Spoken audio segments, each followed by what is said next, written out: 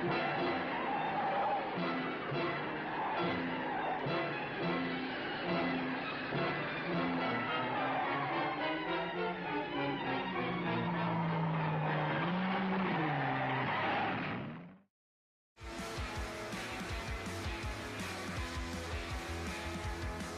went well. We had a couple of weeks in England, which was great. First time we'd been doing there, and first time out of Scotland. And then this is the third show with 3 up in Scotland, and I might be a bit biased, but it's nothing like a Scottish crowd.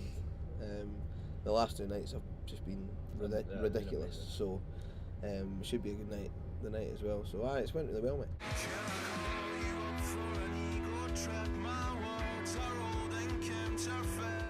Probably the last 2 nights. For the Scottish ones, and then I guess for England, it's like say London, Leeds, and then I guess Newcastle as well, were the kind of main standout shows for us. London being Newcastle being our first English headline, so that was obviously always going to be good or bad. That was going to be a standout show for us, and it was. Luckily, it was good. It was good, mate. Yeah. I think what was quite good about the English shows as well is because we've never ventured down south before. We didn't know how people would react, if people would know our songs or whatnot, but there was quite a lot of people buying t-shirts and singing the words, which was good for us. It's nice to see.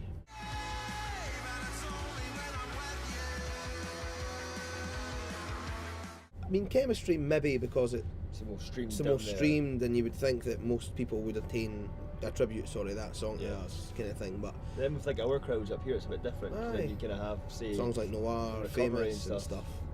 It's hard to, it's hard. It's like picking your favourite child. But I mean, Famous is really people really like that song live, which is good. Yeah. So probably chemistry overall, I'd say.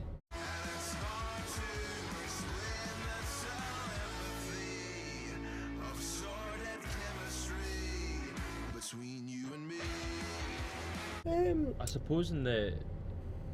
suppose for us going down south with bands who obviously live there, it was good because we were guaranteed to have people at the gigs. Whereas if we'd went down and done a headline gig in Guildford or whatnot, we might have not drawn as big a crowd. So it was good in that regard, wasn't it? It was interesting in touring with kind of bands on similar levels as well. Like you're used to playing, either supporting someone who's a lot bigger than you, or playing, headlining, and then having local supports and stuff like that.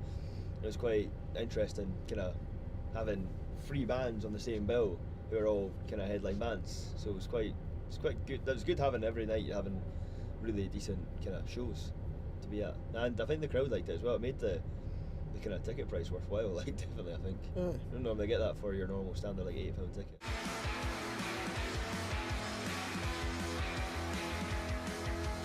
I always wanted to sound kind of like the first Enemy album. Just sounds massive and just has so much kind of power. It's just a really powerful sounding album. Try to think of other notable records that sound kind of pretty bolstered. I mean, I guess The Balcony sounds massive as well. Fratelli's first one. But that's not sound wise. No sound wise, I don't think. I think the first, for me anyway, I think the first Enemy album, the We Live and Die in These Towns, it's just really, it's just a really powerful sort of sounding album. I suppose the Amazons album as well, that's quite a big one. The production on Black Magic is magic, quite literally magic. So, probably them, I think.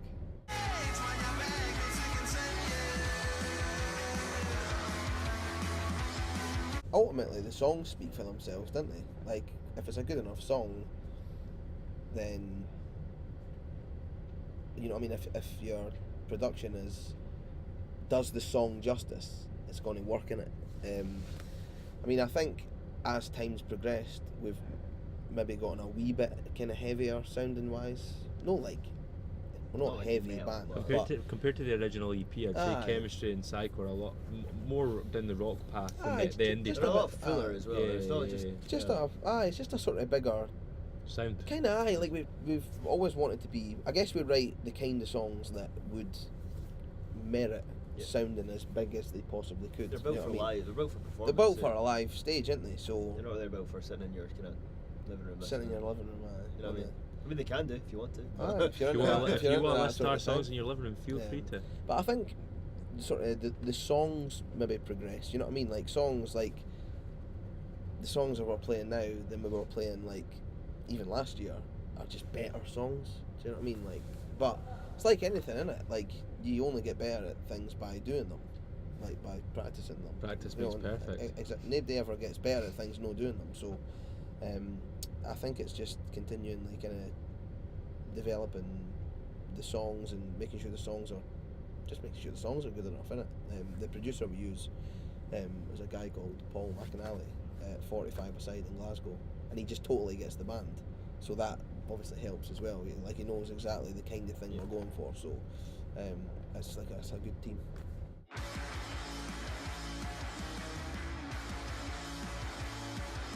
It was actually quite a strange one. We'd actually recorded it in Sam's kitchen. It was his kitchen, wasn't it? So there was a bit of we weren't sure whether we were going to release it as a single or whether we were just going to. Ken, what was it? Was we were playing like we were playing the live shows places, and we were kind of we always look at like even as soon as we played a show, like what would make that show better, sort of thing, because that's how you improve, isn't it? You critique like what you've done. We were just crying out for something to break the setup, because like you say, everything was kind of falling into like the 3-minute radio single type of thing, so we needed something different. And I think in songs like that you can just get a bit more sort of heartfelt, but you can be a little more descriptive lyrically. Like you can really put someone in a situation, and I think it's important for like bands to have songs that sort of are like, could be a blanket over everyone. Do you know what I mean? Like everyone could listen to that song and go, I know what he's talking about, or you know what I mean. So I think it's important to have songs like that and no fall into the trap, because there's a million bands that bring out the same song. And when it's slow like that, it gives you someone the chance to actually hear the. Kinda, aye. Just we needed something that people really just totally related to, I think. Even just to break up the set a Kinda, bit, aye, it's just a completely different vibe. Everyone gets a chance to calm down a bit, sing their hearts out, and just and fire at home with two big end songs. It's just it was nothing more than that really. Like it's my favourite song I've ever written lyrically, I think, as well. It's we kind of needed it in the set, and I think it's because it continues on for the theme of the other songs. Like all the songs are just super descriptive about real, tangible stuff that I've been through or I know somebody's been through or whatever. So because it lives in that world, it fits into the set nicely, because it's all like one sort of storyline, I suppose, isn't it? And one big soap opera, I